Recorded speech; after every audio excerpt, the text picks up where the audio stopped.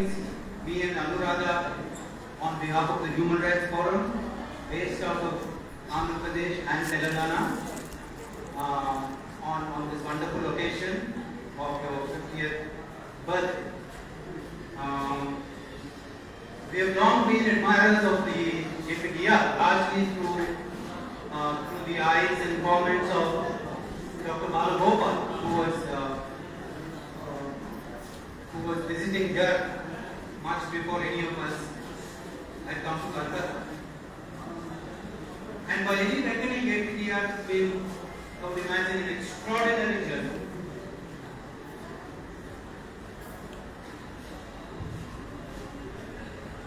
HRF, in fact, is going to celebrate 25 years next year. Next October, we are going to be 25. And let me briefly dwell upon the situation now pertaining in the country without boring you too much. And then touch upon something that we in the human rights movement regard as extremely important, which is what exactly is the conceptual basis, what exactly is the philosophical understanding, the philosophical idiom of the rights movement. This is something I think all of us need to ponder over rather extensively and deeply. Now, the situation pertaining in the nation today, I think we are passing through a time of rapidly declining adherence to constitutional values and norms. It's nothing new. It's evident day in and out. They're literally battering the nation. And this decimation is particularly worrisome when it happens in the realm of values, which Hindutva is capable of. This destruction of a value framework is very distressing. The waves of majoritarianism sweeping through the land, targeting Muslims, but not just Muslims.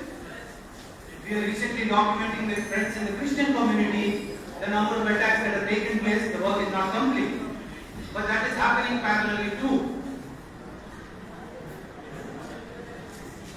And what we see along with this process, again nothing new to people gathered here, is the systematic again decimation of institutions. Extremely dangerous. Let us take the most obvious case, the most high profile institution in a sense, apart from Parliament or Supreme Court. The place where we run for redressal, the last resort as it were. The capitulation of the Supreme Court in recent times to executive whims is literally astounding. Time and again, the court has failed to uphold core constitutional values of democracy and secularism. We know that. Not holding the government to account on any critical issues that have a fundamental bearing on our nation. Examples that come to mind immediately are Kashmir, not looking into the whole Kashmir situation, the CIA case, electoral bonds, habeas corpus. Remember, this is the Supreme Court that did not think twice about handing out adjournments for weeks together in habeas corpus cases. Nothing can be more ridiculous, nothing can be more distressing.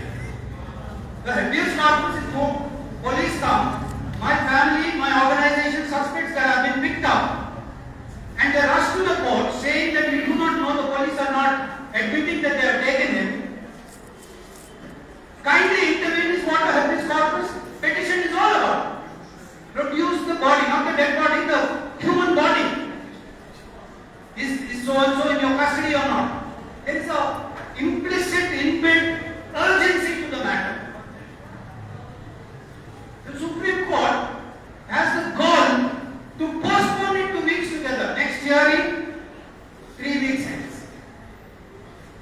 Doesn't make sense. And I have seen outside and all over your slogans and placards against undemocratic legislation. This was, I think, minimal earlier, a largely theoretical exercise. We would look at reports by rights organizations on ASPA, on the Defense of India rules, on sedition, UPA, and think, oh my God, yet another report, how boring. It's no longer that. It's no longer that. Across the board application of these laws is what is happening. We all know that. Quite apart from the fact that they are obnoxious, highly objectionable in principle, I think fundamentally the UPA and all these undemocratic legislation are essentially political instruments camouflaged as penal law. They hinted at fundamental political freedom. I remember reading recently an amazing article that Balgopal had written after the Kartar Singh judgment back in the day when the Supreme Court shamelessly upheld the Tara legislation in the Kartar Singh case. He wrote a detailed article in APDR where he said, more than anything else, it undermines freedom of ideology, political freedom, freedom to dissent, political beliefs, etc. That is at the core of this undemocratic legislation. Not that a person is lying inside for so long, is not. No, all that is there. But at its root, it hits at a democracy. Remember, it gives free rein to the thoughts. Once again, please forgive me if I am stating the obvious. None of this is new to you. All of you are seasoned rights activists or friends of organizations in the rights movement. You are aware of this. There is considerable literature on these matters. The police can merely harass, target anybody they want.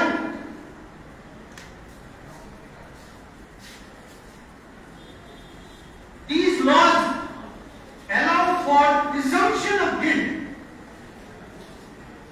and they make alleged intention to commit a crime the basis for arrest.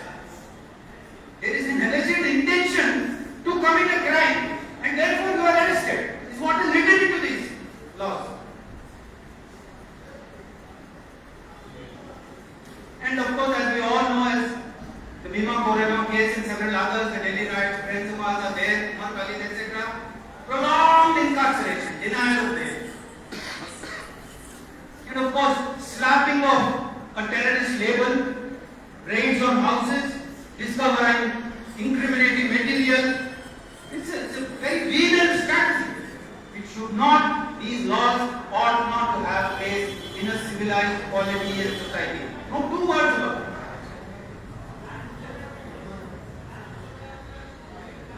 The media, I won't dwell too much, it's kind of distasteful. I've been in the media myself, we all know. But then, let me say this. I think the manner in which our democracy is being dismantled here, there, everywhere throws up parallels. I think the template is largely Kashmir. What is happening in Kashmir is what they seek to do in the rest of India. Though not in the same manner, similar manner, but the impulse, the driving, the prime force is that. Recall Mr. Ajit Doval, is he the National Security Advisor or something? He says a couple of months ago that the new frontier of war is civil society. Can you imagine? In other words, the enemy is the people. He may have used polished language, but what he essentially meant is, we are looking at you, you are the enemy. If you seek to dissent, if you seek to disagree, if you seek to agitate, you are the enemy. And it's playing out gradually.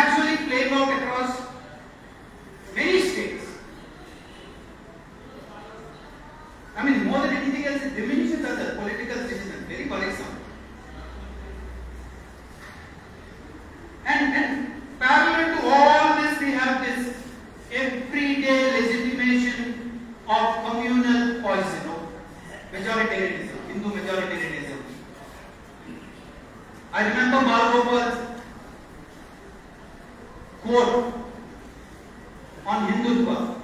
He says, Hindutva has no liberating impulse, but it can sanctify everything that is rotten and human in human affairs.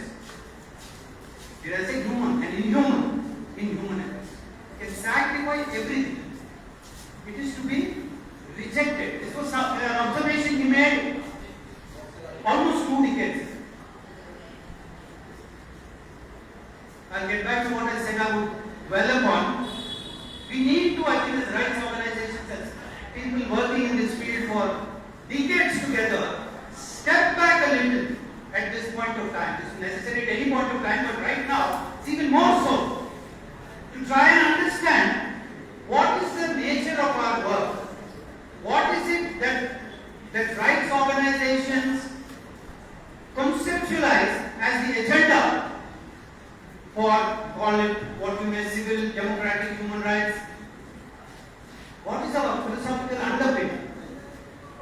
It's necessary to be reflecting upon this seriously. The majority of human rights organizations in the country, we know, took birth in a context of brutal state repression on not just political movements but militant political movements across the country. Majority of them, there are few exceptions, the majority of them, APDR included, CLC, APCLC formerly in our Andhra Pradesh and Telangana.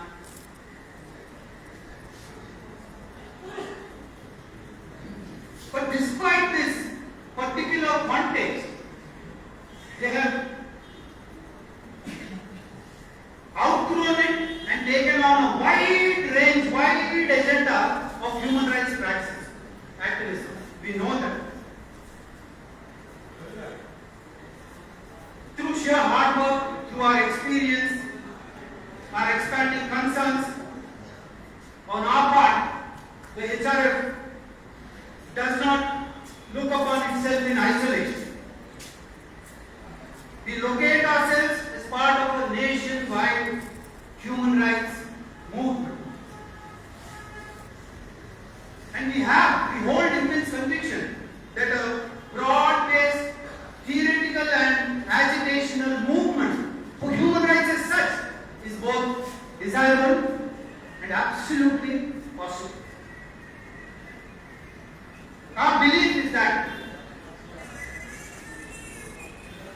structural inequality is at the root of violation of rights.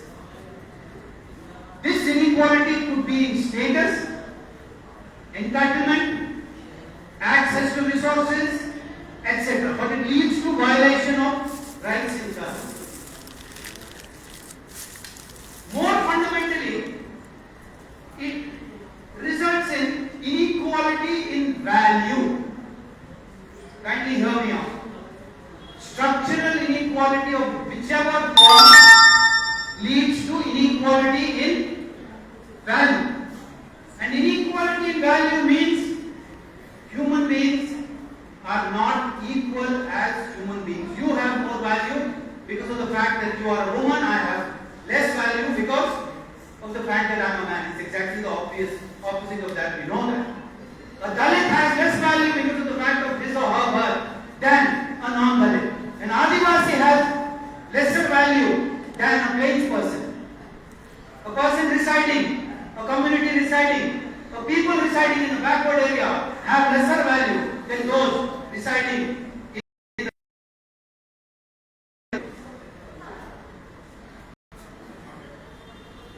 We believe, therefore, and this is widely quoted in whatever poster, etc., we put out of our mentor,